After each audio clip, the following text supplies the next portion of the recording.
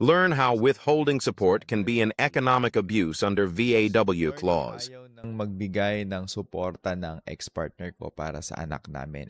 Economic abuse na ba ito under VAUSI?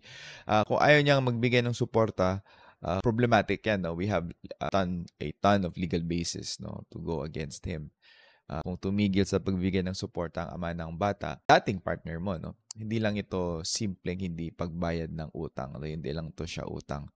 Under the VAUSI law, kasama sa economic abuse yung depriving. So, maski hindi pa depriving, threatening to deprive, no, is already economic abuse. So, much more if you will actually deprive a woman or her child of financial support. So, may karapatan siya magsampa ng petition for support under the family code at pwede ring isabay ang VAUSI case kung ang pagtigil sa suporta ay ginagamit bilang paraan para manakot or pahirapan ka or paghihiganti iyon, no, laban sa iyo. So kaya hindi lang ito basta-basta civil case